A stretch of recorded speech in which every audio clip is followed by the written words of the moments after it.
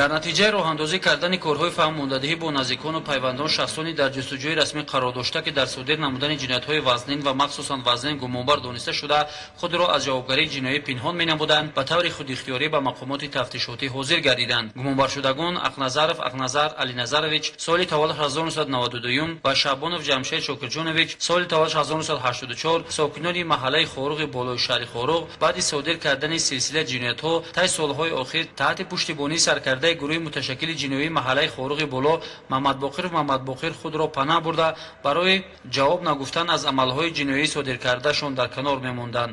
ман Шабонов Ҷамшед Шокирҷонович сокини 36 солаи маҳаллаи Бар Хоруғ шаҳри Хоруғ ҷияни Маҳмадбоқиров аъзои гурӯҳи ҷиноятии ӯ мебошанд.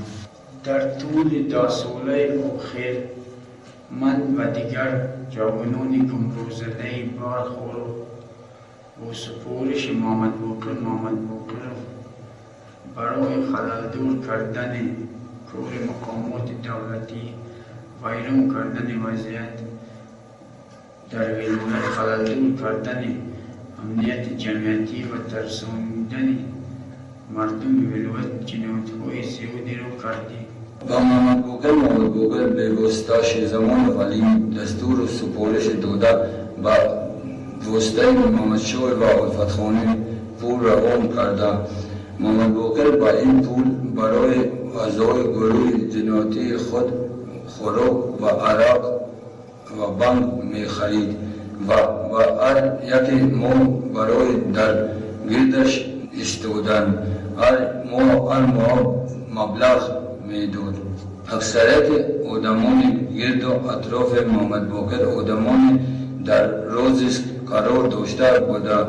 охир ба ман ва дигар аъзоёни гурӯҳи худ барои муҳофизаташ ва нишон додани муқовимат ба мақомоти давлатӣ яроқ дода буд. Аломайдан Ҷойгур Балаев, Гулмуҳаммад Шералиев, Паҳлавон Мирзои Ҷумъа ва дигар аъзоёни гурӯҳи ҷиноятии ноҳияи Рӯшон ба супориши Маҳмадбоқир дар ноҳияи Рӯшон роҳро баста ба мақомоти давлатӣ бо силоҳи додаи Маҳмадбоқиров ҳамла карданд.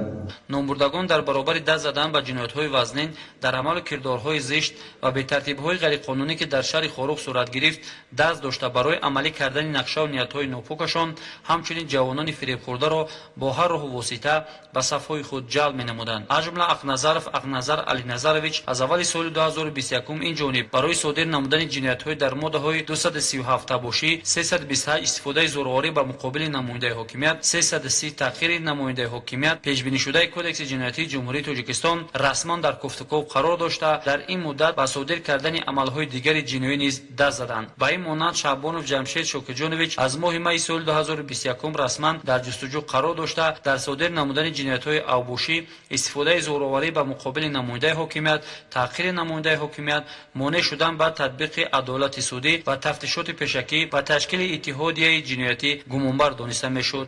аз тарафи ман дар асоси супоришҳои Маҳмадбоқиров чандин маротибаҳо ормандони муқомоти давлатӣ ва ҳифзи ҳуқуқ таъқир ва латифу карда шуданд.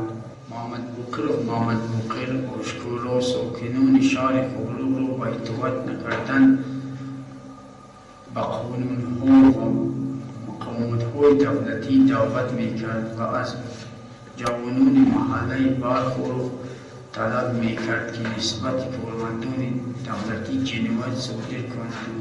Маҳмадбоқир рӯи рӯзмарраро ба иҷром накардани қонунҳо ва талаботи мақомот давлатӣ даъват мекард ва ҷавонони маҳаллаи Хоруғи болоро барои содир кардани ҷиноят нисбати кормандони دولتی روان میکرد. در برابر اختیاران به مقامات تفتیشاتی حاضر گردیدن جستجوشوندگان اقنظر و شعبانов جمشید با خود مقدار زیادی یراق و اسلحه و لوازمات جنگی گروه متشکل جنایی خارق بالا را که آن را محمد باقر راهبری میکرد به مقامات حفظ حقوق سپاریدند. از جمله 19 اتومات کلاشنیکوف، یک تپانچه تمغه مکاروف و مقدار زیادی تیردان و تیرهای جنگی را به اختیار مقامات حفظ حقوق گذاشتند که از روی خلاصه تشخیص‌های صحوی در حالت کارشویم قرار دارند. من به مقامات تفتیشاتی اختیاراً حاضر شدم. یراق جنگی از محمد باقر گرفتم را آورده اختیاراً سپاریدم. از کردارهای صادر کرده‌ام پشیمان شده اختیاراً به مقامات تفتیشاتی حاضر شدم و از ساکنان شهر خارق که از رفتار کردارهای من و اعضایان گروه محمد باقر ضرر دیدن بخشش می‌پرسم.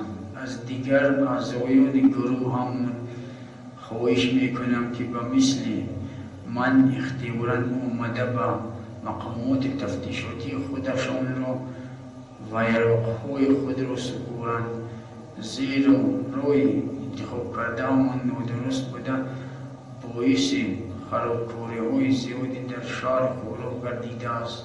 سلاح‌های گوناگون، تمغه آتشفشان و لوازمات‌های جنگی از محمد باقر گرفتم را آورده اختیاراً سپاریدم. من از کردارهای صادر کرده‌ام صدقاً پشیمان میباشم و از مردم شهر خارق و دیگر ناحیه‌های ولایت برای جنایت‌های صادر کرده من و اعضای گروه محمد باقر بخشش می‌پرسم. عین حال نسبت گمانبر شدگان از جانب مقامات پروکراتورای ولایت تفتیشات پرونده‌ها به راه مانده شده با نظرداشتی به طور خود اختیاری به مقامات حاضر شدن نامبردگان مقررات پیشبینی نموده ماده 61 کدکس جنایتی جمهوری تاجیکستان حالت سبک‌کننده جزا نسبتشان تطبیق خواهد شد.